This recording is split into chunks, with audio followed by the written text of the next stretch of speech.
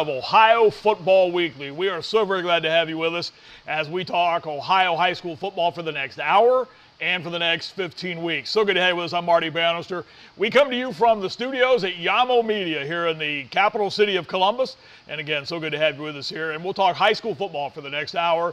Now, we figured when we came up with the idea for this show that high school football is such a big part of what goes on Fridays in the state of Ohio. And it means so much to so many people. And really, high school football doesn't have too many platforms such as this one. So what we're going to do with this program is each and every week, the first half hour or so of the show, we're going to talk about what's going on around the state of Ohio in high school football. And then the second half hour of the program, we're going to dive back into what goes on around Central Ohio to the, Central Ohio is certainly a powerhouse area for high school football in the state. Now, we're not going to forget the Northeast or the Southwest part of the state. I know people in Cincinnati and Cleveland think their high school football is the best. We'll talk all about that as we go on through the coming weeks. And also we'll delve into some other topics of interest around high school football. We even delve into some college football as well, too. There are some great Division II, Division III programs in this state. We'll certainly be making mention of them as we go on through the weeks of this program. So we're so glad to have you with us. This is where you will find us each and every Wednesday night live from 6:30 to 7:30. Now, once we're done with the program tonight, you'll be able to access it via recorded video and audio at other locations as well, too, including our social media platforms, Instagram and Twitter, our TikTok, our Facebook, our YouTube, and those are all available at Yamo Media is the Instagram and Twitter. The TikTok is at Yamo On Air, Facebook, Yamo Media 614, and our YouTube site is Yamo Media Columbus. I have to have that in front of me because I don't know any other way to tell you about that, so that's how technically inept I am, and members of my family that are watching right now would agree with that 110%. But that's how you can access the program, and of course we're live with you tonight right up until 7:30. We have a poll question up for you as well, too. You can access that on Twitter. You can find me on Twitter at Marty Bannister, and that is where we have the poll question up for you tonight. It's one of the topics we're going to delve into in the second hour of the program. Maybe you're not aware if you're watching from around the state of Ohio, the Columbus City schools, the teachers currently are on strike, the largest school district in the state of Ohio. And right now, that means with the teachers on strike, there's no high school football being played in the City League.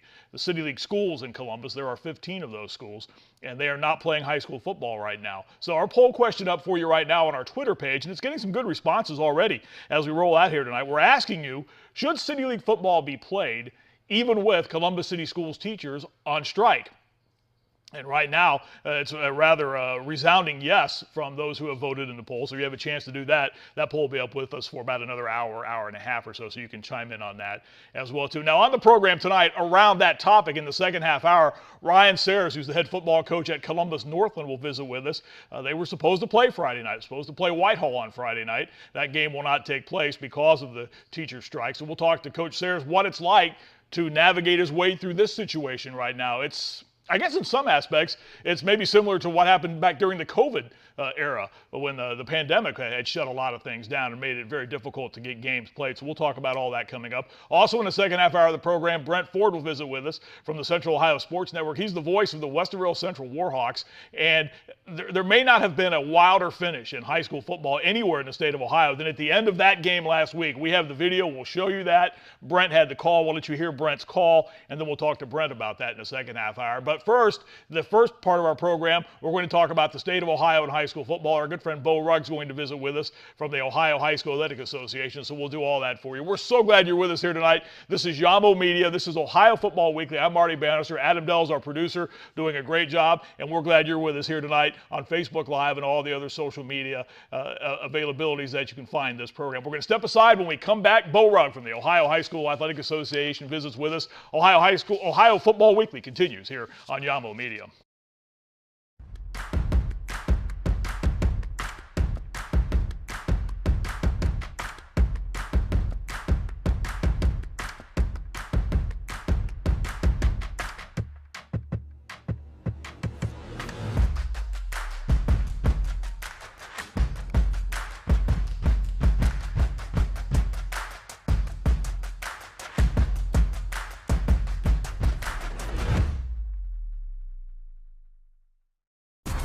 Hey, sports fan!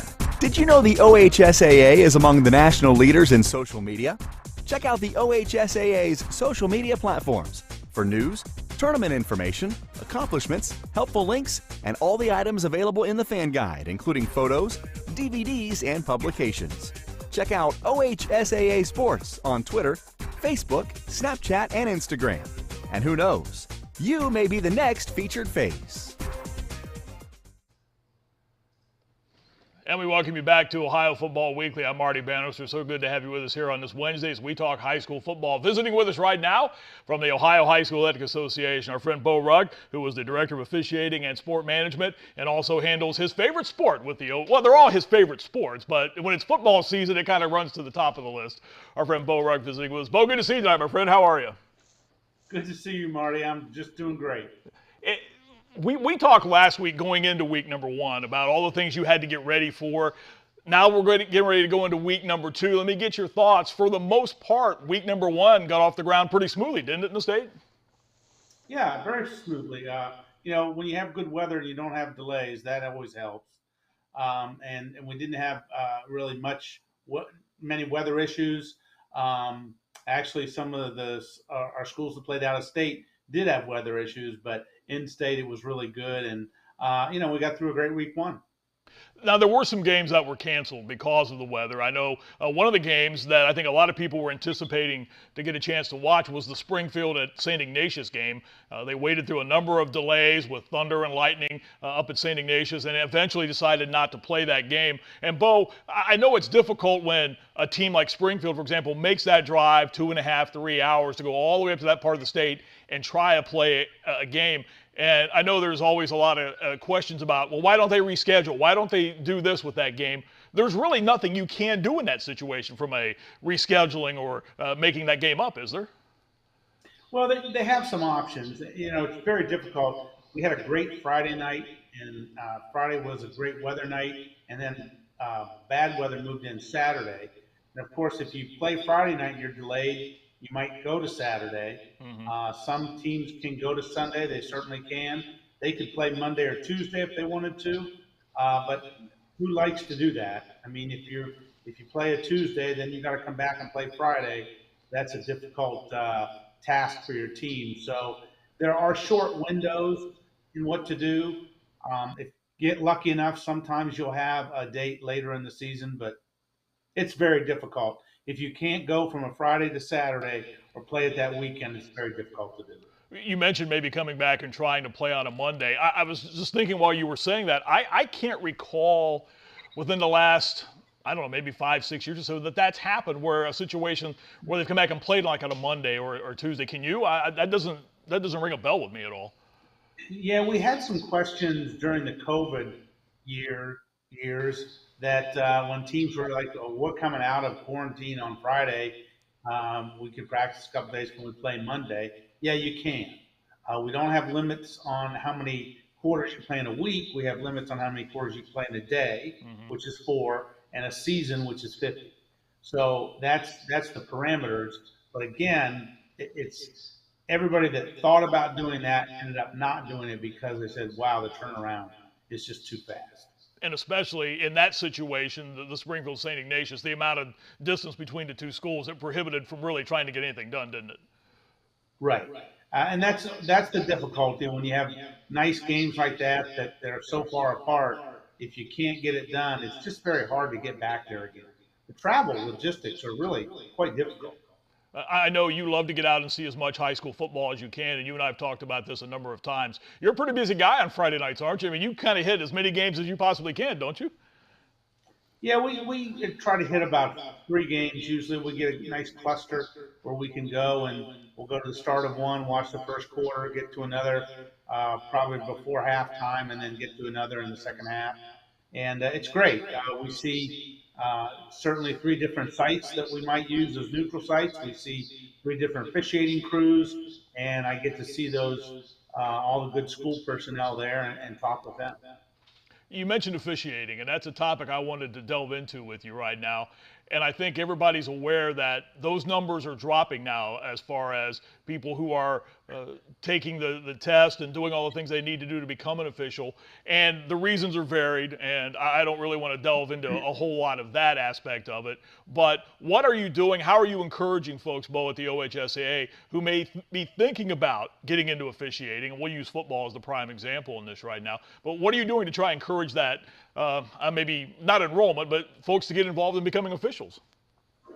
Yeah, there's several different prongs we're using. We've got some schools that are really stepping up and doing some teaching of officiating within the schools, within their curricula.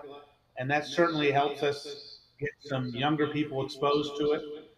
But we're really pushing very hard to get those adults, especially the adults that are um, finished watching their kids play, they're still vested in the sport, and try to get them involved also.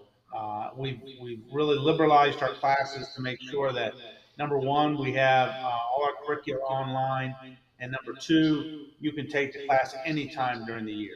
So if somebody's excited about football while they're watching the Super Bowl, they can get on our website, and I guarantee there's a class that's going to be offered. They can take it, get involved there. We'll get them then assigned and hooked up to a local association that'll take them under their wing when the season starts and get them going in a clinic and so that's really how we want to get people.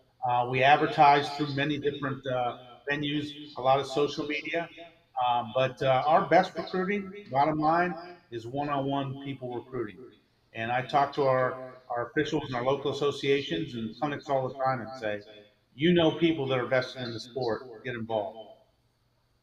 That's something that I think you've seen it certainly over the last couple of seasons where the fact I think there were a number of baseball games back in the spring where umpires didn't show up and they went ahead and played the game anyway because of that. The umpires didn't show, but they still wanted to get the kids on the field and play the game. Fortunately, that hasn't happened in a football game yet. But I guess, is that a concern of yours right now, Beau, that those numbers are dwindling? They're not out of control yet, but they are dropping. Is that a concern for you? Well, it's certainly a concern more in some sports than others. You mentioned baseball, softball. The issue with baseball, softball is there's a high rain out, and you may be scheduled well going into the season, but once the season starts, you get rainouts. Everybody's playing every day, and that's really makes it. It's always been tough in baseball, softball. Now with fewer umpires, it's even tougher. Football's better because of the length of time between games, and you know who you have scheduled, and you know if you're looking like you may need a replacement, you have time to look and you have time to do it. In other sports that play every 2 days, that's where it's really really difficult if you have someone that may not be there that night. But like I said, some sports are in a lot better shape than others. Basketball, football is certainly in better shape than baseball, softball, and soccer. How long were you an official, Beau? 30 years. 30 years. I'm technically still registered in football, so I think my permit says 40 or 42. But I was active on the field for 30. Because I remember when I was calling Wittenberg games back in the 90s, you did some of those games over in Springfield. I vividly remember you on that old hard artificial surface they had at Edwards Meyer Field before they replaced it. And I remember calling those games and seeing you over at those games as well too. I guess with officiating, it's a labor of love, I think, for those that do it and those that stay in it as long as they do. I know Dale Van Hoos very well, who is official. I'm sure you know Dale from over the years, and he's always talked to me about how much he loved doing it. That's one of the aspects of it, with everything that comes with it, though. It is a labor of love, isn't it?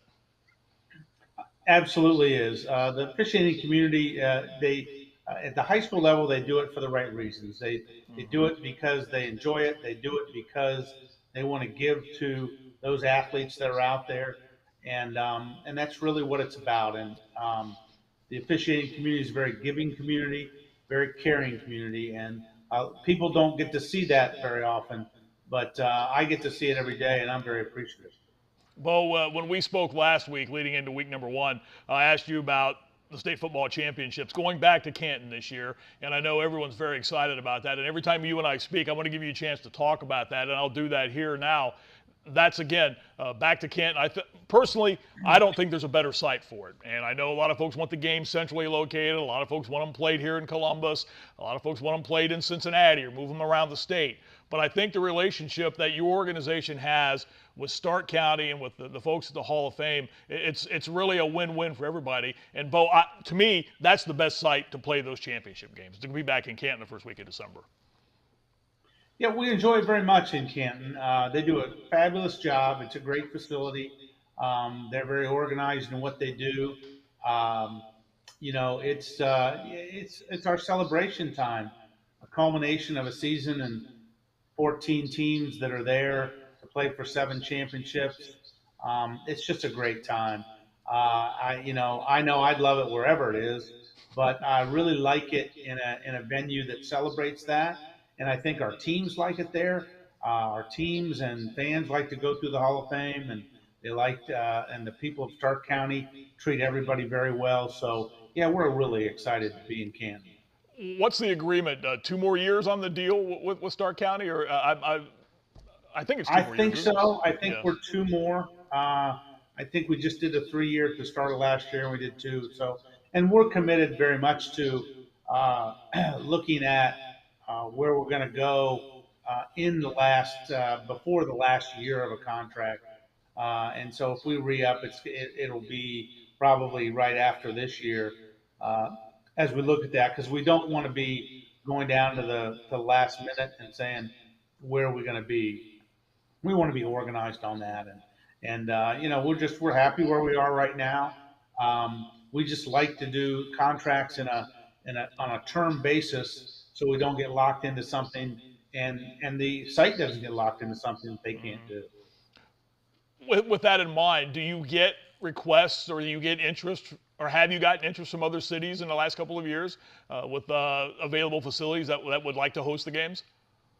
Yeah, we have had interest, and from several different areas of the state. And so, we think we owe it to our state, our fans, our teams that we look at that periodically. And so if we have a 3-year contract, after year 2, we'll start looking around for the year after that to say, where is the best place to go? And nothing wrong with that. Nothing wrong with everybody saying this is why it should be here. And then we'll make a decision and make the best decision for our schools and our organizations. Beau, it's always a pleasure spending time either via over the phone or trying this new way out here video-wise tonight on our debut program. I appreciate you spending some time with us this evening. I know you're going to be heading out to high school football on Friday night. Always good to talk with you, my friend, and we'll be chatting with you, I'm sure, down the road. Happy to do it, Marty, and good luck, and good luck with this venture. It looks great. We're having a lot of fun so far, and we're glad you were our debut guest on the program. Beau Rugg from the Ohio High School Athletic Association visiting with us here tonight on Yamo Media on Ohio Football Weekly. And I think Beau brought up some really interesting comments, certainly about the state football championships, that they have received some interest from other cities inquiring about potentially hosting. But I'll say it again. I've had a chance to be up there each of the last number of years they've been in Canton, and to me, that's the perfect spot. I would put the games there and just leave them there and go about your business. I think it's a perfect spot. If you haven't had the chance to be up there, easy in, easy out. Lots to do around the facility, and once the Hall of Fame is done with all the renovations that are going on around the Hall of Fame, it's going to be an even better situation. So I think that's certainly a win-win for everybody as far as the OHSAA and the folks in Stark County, who certainly they love their football in Stark County. There's no question about that. All right, we're going to take a timeout. When we come back, we're going to talk about some of the big happenings on the first week of high school football. You just saw it a moment ago, a big number coming from a great head coach, Tiger Laverty. We'll mention that and run down some of the scores from some of the other big games last week and give you some other tidbits surrounding high school football from week number 1. Ohio Football Weekly continues. This is Yamo Media. The Lance and Eileen Porter Foundation is a proud partner with the Ohio Media School and Score on Air Network. The foundation has provided food and other essentials to families in Columbus's Northeast Quadrant since 2018. They've also established the Porter Athletic League, which provides a safe environment for youths 8 to 13 to play sports, study, and work with volunteers from the Columbus Police and Franklin County Sheriff's Departments. For more information, visit LanceandEileenPorterFoundation.org today. Hey, sports fan! Did you know the OHSAA is among the national leaders in social media? Check out the OHSAA's social media platforms for news, tournament information, accomplishments, helpful links, and all the items available in the fan guide, including photos, DVDs, and publications. Check out OHSAA Sports on Twitter, Facebook, Snapchat, and Instagram. And who knows, you may be the next featured face.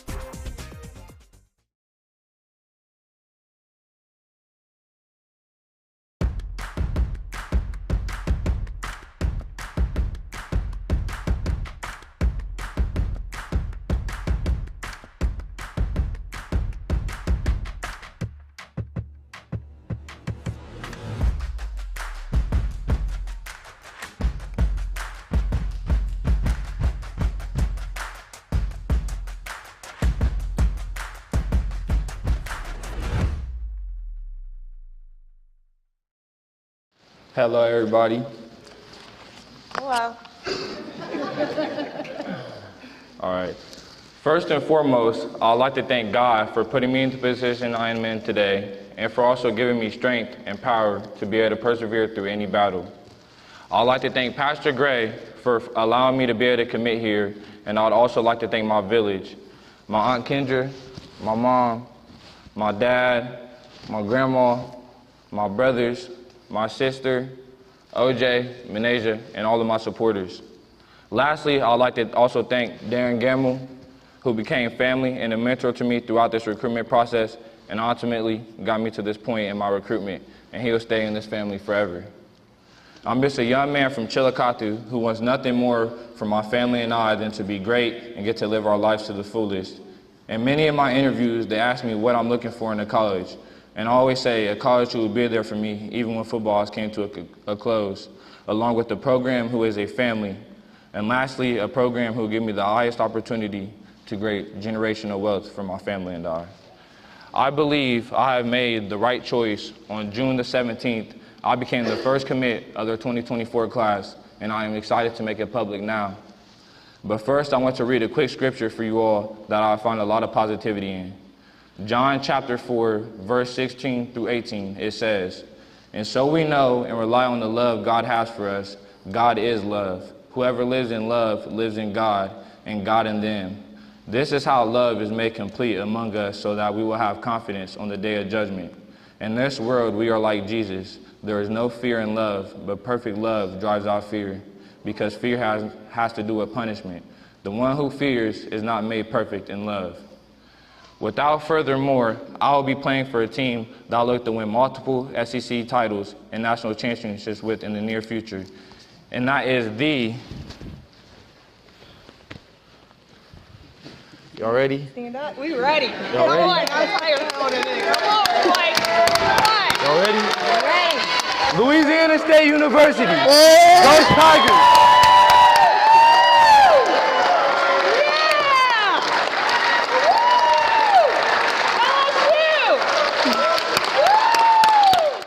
Chillicothe High School product Tavion Galloway making his announcement a couple of weeks back that he will be attending LSU. Galloway, a tight end and a pretty good one as well, too. And as you heard him say, the first commitment to the 2024 class at LSU. Welcome back to Ohio Football Weekly. I'm Marty Bannister. We come to you via Yamo Media, and what you just saw was carried live on Yamo Media that night, and that just gives you an idea of what this is all about as far as our commitment to high school athletics and high school football here at Yamo Media and with this program, Ohio Football Weekly. And Tavion Galloway headed to play at LSU, so congratulations to him, one of the many standout talents in the state of Ohio. And really, when you think about it, this is the state that coaches come to for high school football talent. People talk about Illinois, California, Florida, yes. But Ohio, year in and year out, produces just truckloads of high school football talent. And there are many like Tavion Galloway who were and are being heavily recruited. Now, last week number 1 of the high school football season, there were a number of big games. There were games that were canceled. We mentioned some of that with Beau Rugg a short time ago. But there was one game and one coach I want to mention whose win last week elevated him to a spot that is really unique in high school football. And he's the head coach at Kirtland. Tiger Laverty, there you see a picture of him there, picked up his 200th win last week. He's the fastest coach in Ohio high school history to hit 200 wins. Look at that. He's 218. 200 wins, 18 losses at Kirtland. And year in and year out, you hear this term a lot of times, well, we don't rebuild, we reload. Well, that's exactly what happens at Kirtland. It's a remarkable run that they've had under Tiger Laverty. 91% is his winning percentage, 917. And year in and year out, they almost have reservations at the state championship game every year. They know, or at least they're going to be playing for a state championship, and they have won multiple state championships under the guidance of Tiger Laverty. But I want to make sure we recognize that 200 wins. He also has coached in the state of Pennsylvania before moving to Kirtland. And if you know anything about Kirtland, it's a very small school. It's been Division 5, it's been Division 6. They've kind of bounced back and forth in that area, but it's remarkable what he has done at that program. And they routinely will scrimmage Division I schools in the Cleveland area, in the Northeast Ohio area, to get that feel, to see what it's like, to test themselves. And it's just a remarkable run that they've had. But I want to make sure we mention Tiger Laverty and congratulate him on that run. Just tremendous. 200 wins, the fastest in Ohio high school coaching history to hit the 200 win mark. Week number 1 last week, there were a number of big games around the state of Ohio, and I wanted to mention some of those last week. The Delphus Bowl in Northwest Ohio. Delphus St. John's beat Delphus Jefferson 49-27. Two of the, I guess, preeminent names, if you will, in high school football in the state of Ohio got together last week. Cincinnati Moeller and Massillon, and Moeller was a winner in that one, 49-31. The only school in the state of Ohio whose team nickname is Buckeyes was in action last week, and they won. Nelsonville York shut out Trimble 16-0. Worcester beat Orville 40-13, and that's one of the longer running rivalries in the state of Ohio, Worcester and Orville. Lakota West beat St. X 16-13. Lima Central Catholic beat Lima Shawnee last week 27-7. That game was played on Thursday night. That rekindled a rivalry that had gone dormant for a number of years, but those two got back together and played one another. Hamilton Baden beat Villa Angela St. Joe 34-3, and a double overtime game last week in the northeast part of the state. Walsh Jesuit beat Cleveland Benedictine 38-32 in double overtime last week. There are some big games coming up this week in high school football across the state of Ohio. Pickering and Central goes down to the Pit and plays at Cincinnati Elder. Coleraine goes to Princeton. Archbold's at St. Henry. Bishop Hartley will travel to Harvest Prep. Canton McKinley goes to Austin Town Fitch. Dublin Kaufman will head over to Centerville. Glenville comes down to play Olentangy Liberty. Mentor's at St. Ignatius. And again, that St. Ignatius team, they tried to get their game in last weekend and couldn't do it. They will be hosting Mentor. Medina's at Avon. Canfield's at Bellevue. And St. Francis de Sales in the Columbus area goes to play Hamilton Baden, which last week beat Villa Angela St. Joe again by the final of 34-7. Our poll is still up right now. We're still taking your responses, and we're asking you. You can hit it on our Twitter page, my Twitter page, at Marty Bannister is where you can find the poll. And we're asking you, should City League football be played even with Columbus City Schools teachers on strike? Now, they walked off the job on Monday, and they were supposed to have been a bargaining session earlier today. I don't know if there's been any movement since then. We came on the air about a half hour ago. I have not heard any different right now as far as how this is working itself out right now. And coming up here shortly, Ryan Sayers, the head football coach at Columbus Northland, is going to join us and talk about this situation. But right now, we have a poll up. Should City League football be played even with Columbus City Schools teachers on strike? Right now, 65% of you have voted yes, while 34% say no. And I was talking with our producer, Adam Dell, prior to the show, and I think this is one of those topics that you can really kind of go both ways on. One comment that I received on Twitter was, what does education have to do with football? Or what does football have to do with education? It's a valid point. I think a lot of people ask that question a lot of times, especially in a situation like this when it happens. And this is not the only school district that this has had happen to in years, when there's been a labor disagreement and one side has walked out or has been locked out, however you want to do those, or see those things play themselves out.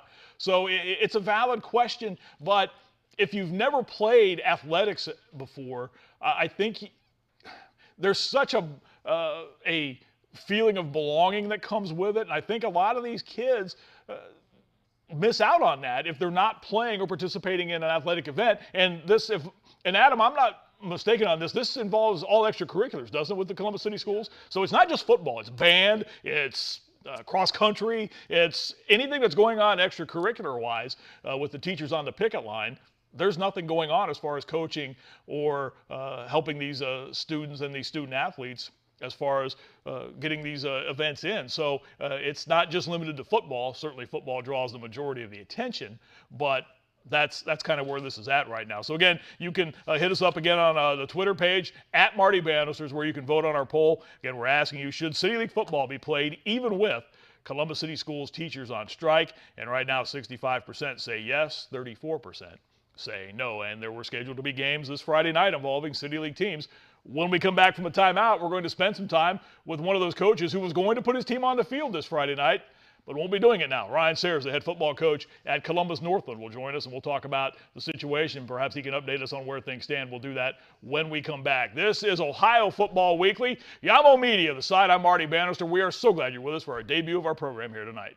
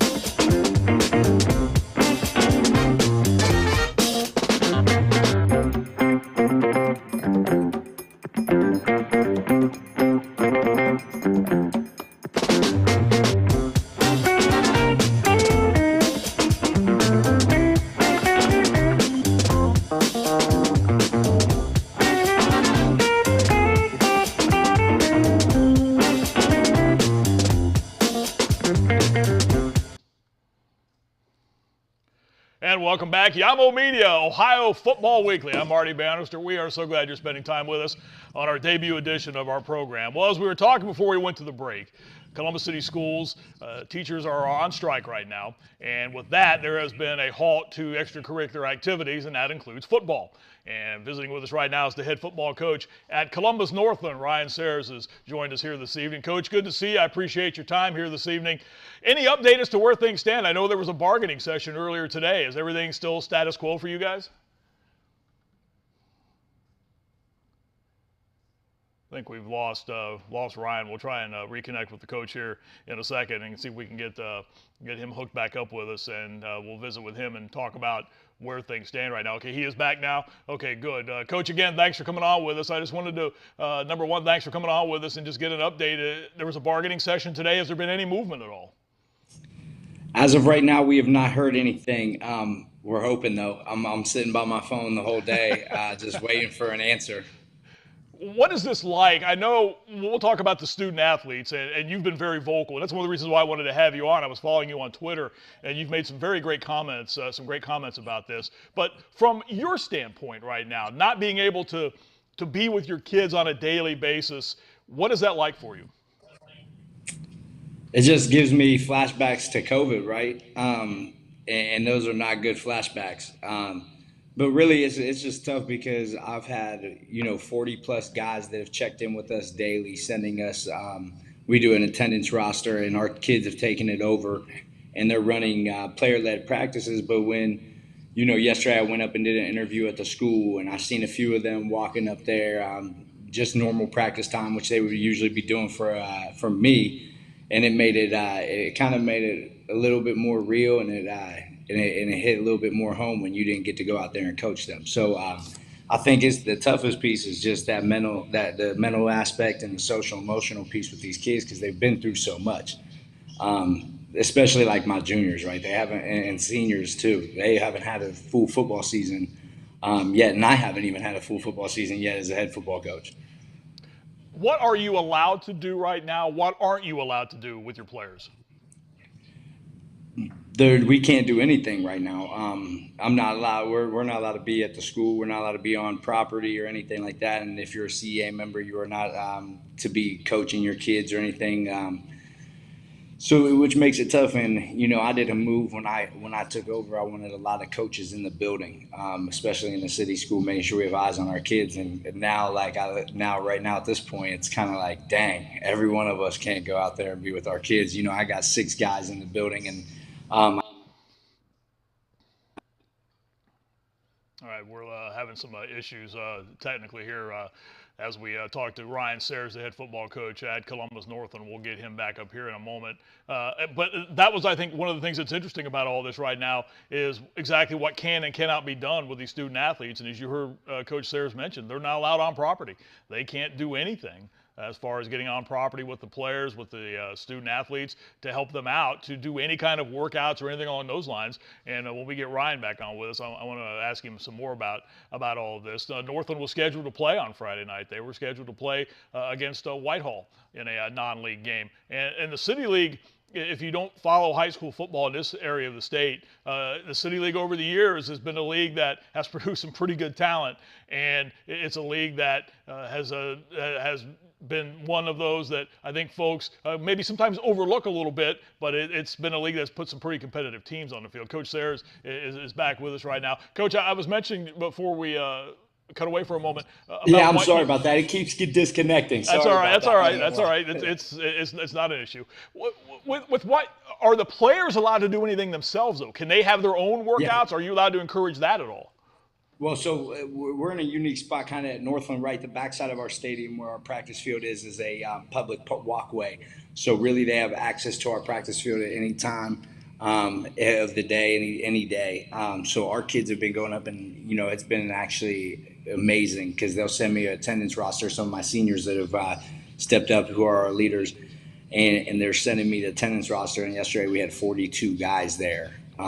Without a coaches there, which is a huge step for us because I took the program over 3 years ago and we only had 33 kids rostered.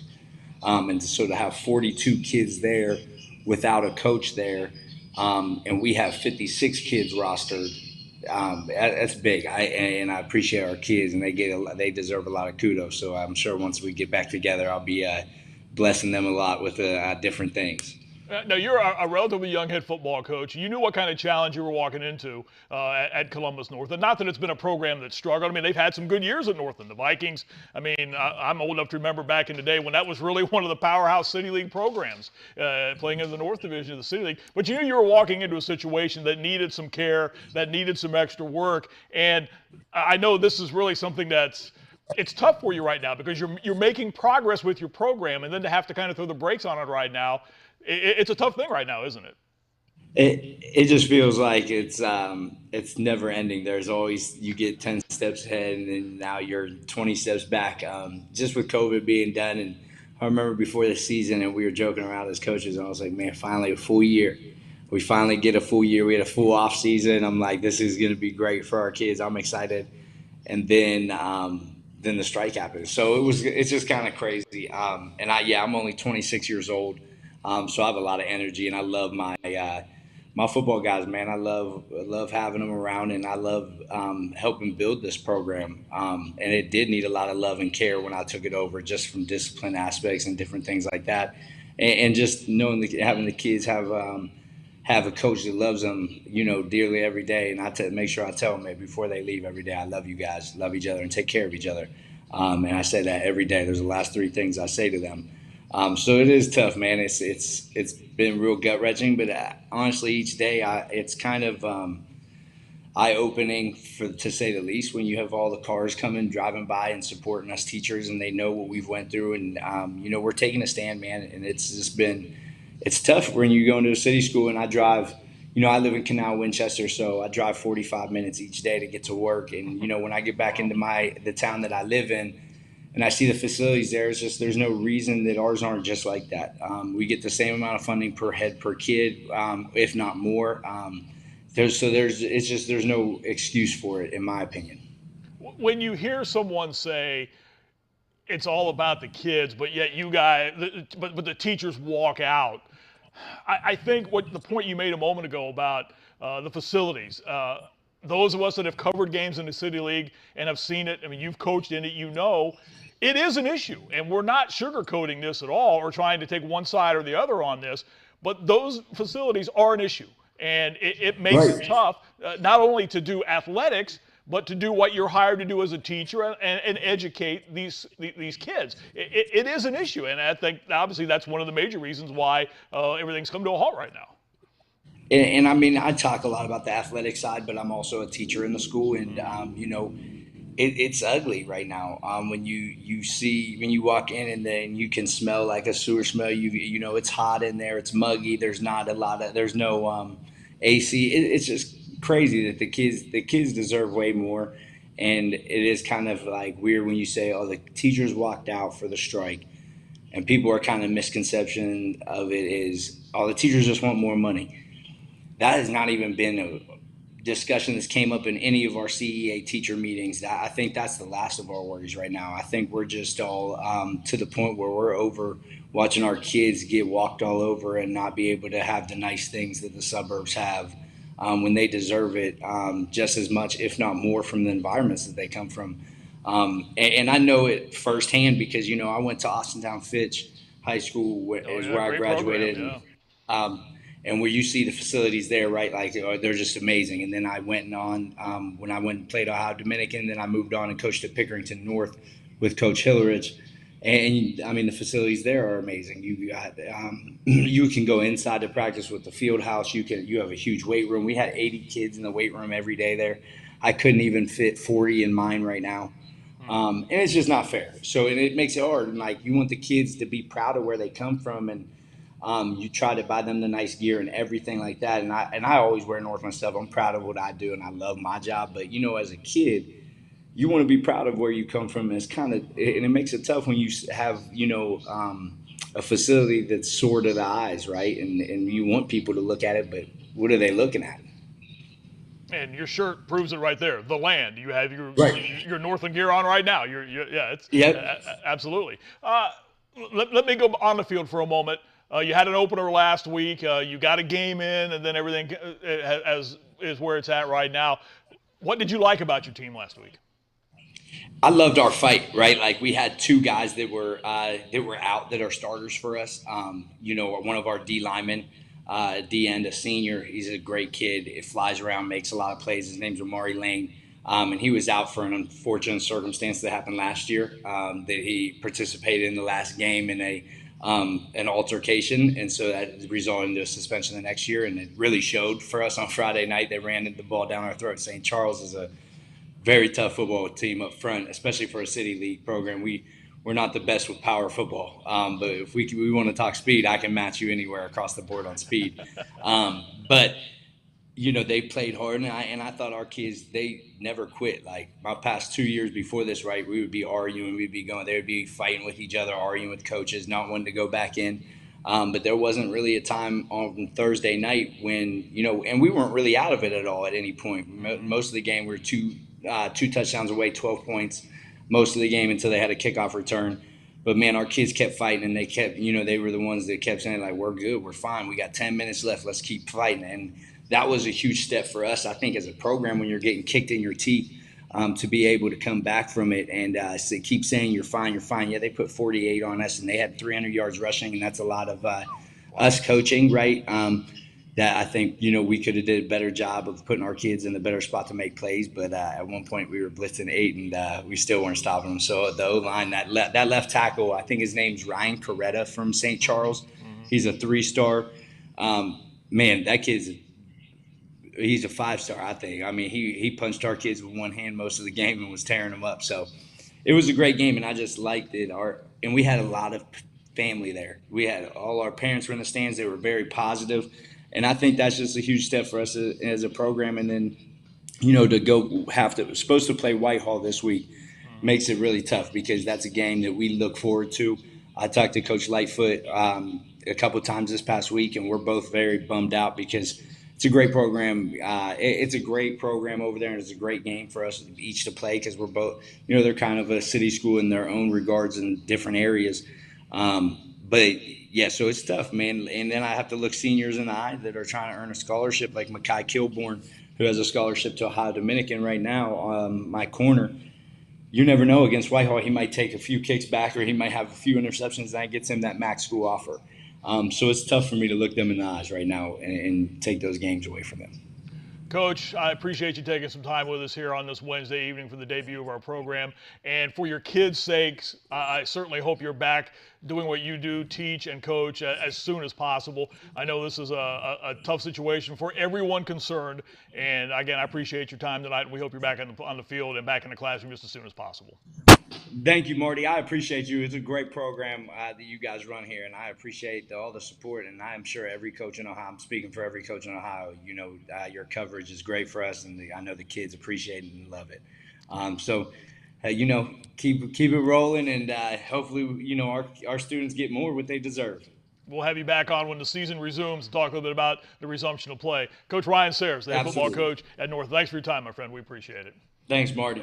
And as you heard Coach say, it's a difficult situation. And regardless of what side of the issue you are on, the teacher side or the Board of Education side, no one's winning in this right now. And I think that's the thing to keep in mind about all of this. And you heard Ryan Sayre even mention it. This is not about money. And that may be hard for a lot of you to believe, but that's the approach that they have to this, and that's the way they feel about this. From a monetary standpoint, it's not about teacher salaries. It's about getting those improvements and whatnot that they think are needed for them to be able to do their jobs and coach as well, too. So, again, thanks to Coach Sayers for visiting with us. All right, let's move along now. Last Friday night, one of the wildest finishes in a high school football game took place in the northeast side of the area when Westerville Central took on Westerville North. Now, this is a huge rivalry game. The three Westerville schools, Central, North, and South, they just go at one another tooth and nail over the years. Well, season opener last week was Westerville Central, Westerville North. And here is how the game was. Here's how the game ended. And on top of that, we're going to play you the call of our next guest. Our good friend Brent Ford will visit with us. But here's how things sounded as Westerville Central, not surprisingly, but won in surprising fashion, I guess, against Westerville North.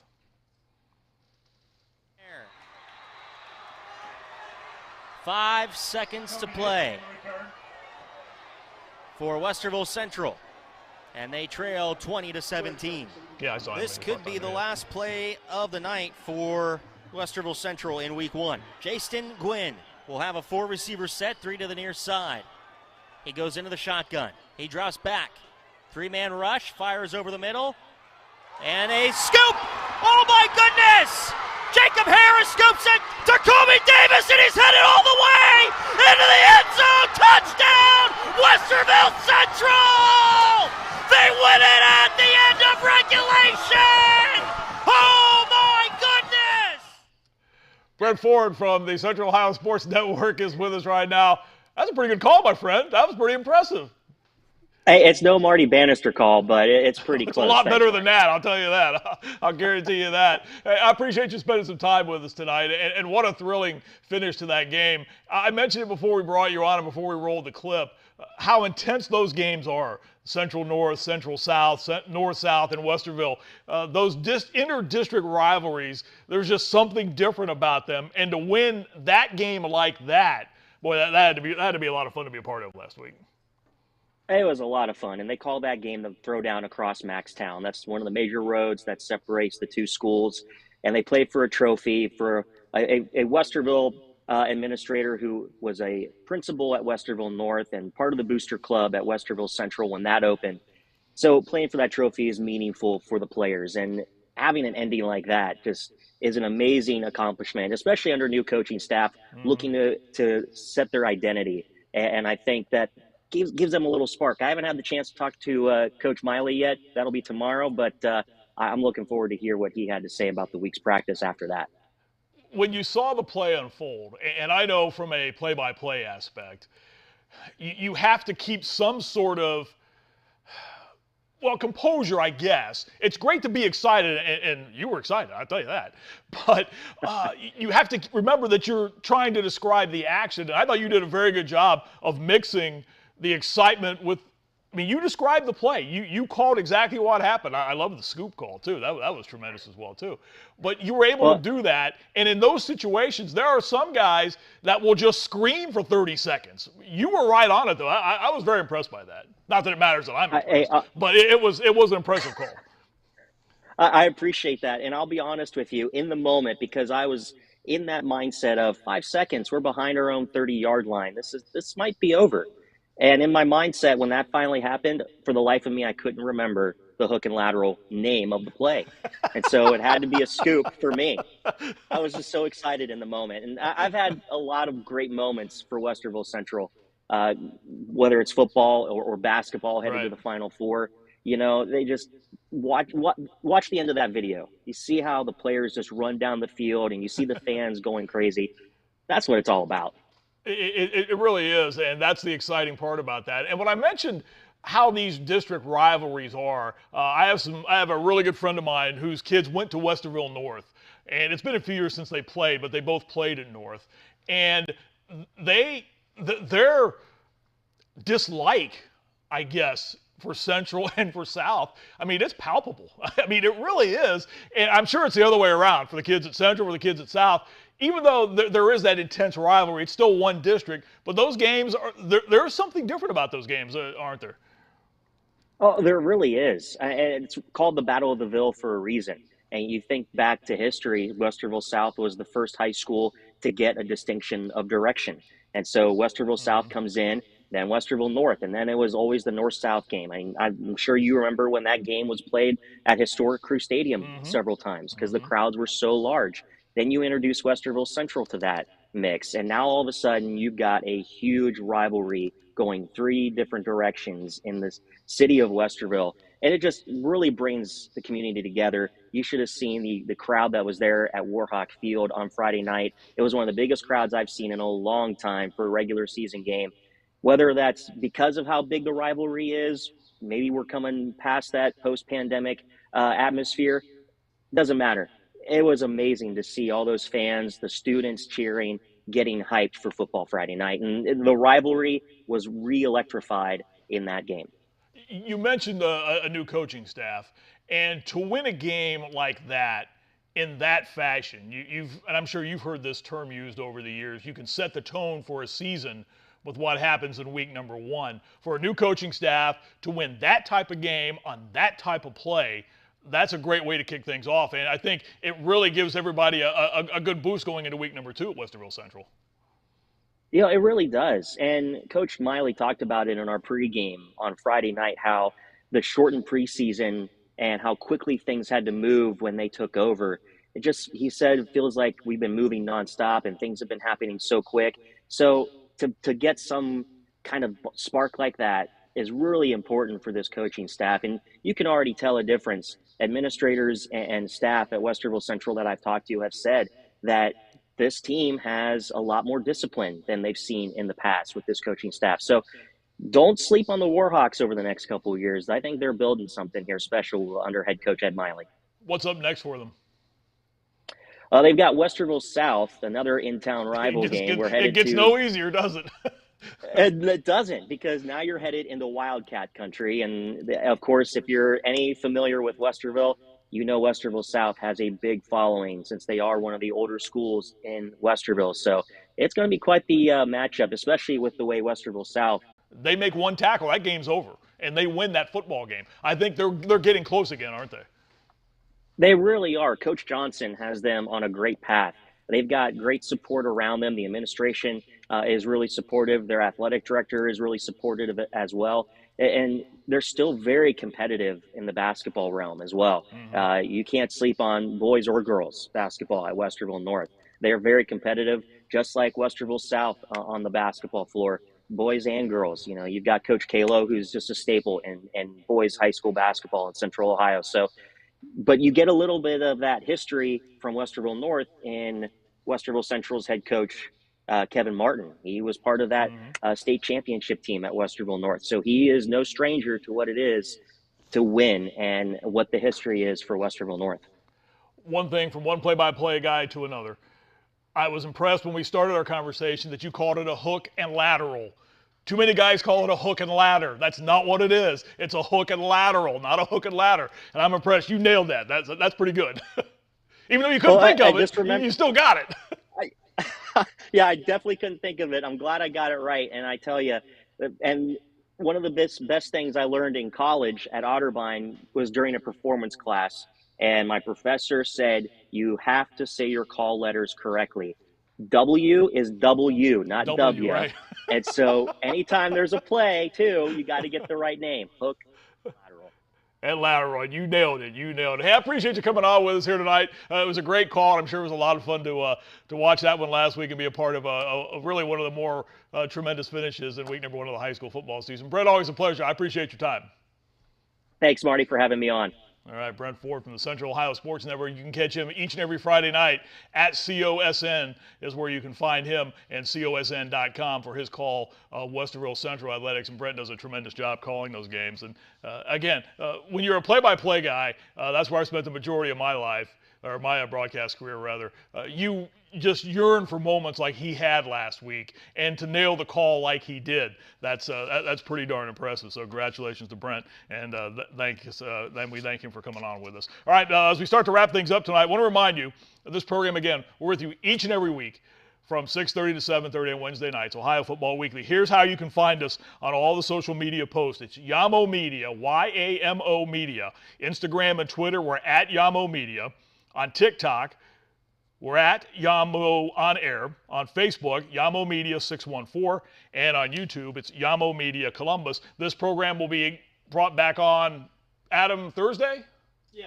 Thursday on a podcast version. You'll be able to relive and recap this program, and we're looking forward to having you have the ability to do that as well. So that's the debut of our program. We certainly hope you enjoyed it tonight, and again, we thank our guest, Beau Rugg from the Ohio High School Athletic Association, Columbus Northland head coach Ryan Sayers, and from the Central Ohio Sports Network, our friend Brent Ford visiting with us as well. Thanks to Adam Dell. Great job producing the program tonight. Thanks for all of you for being with us this evening. We will talk to you next Wednesday night, 6:30, for another edition from Yamo Media. This is Ohio Football Weekly.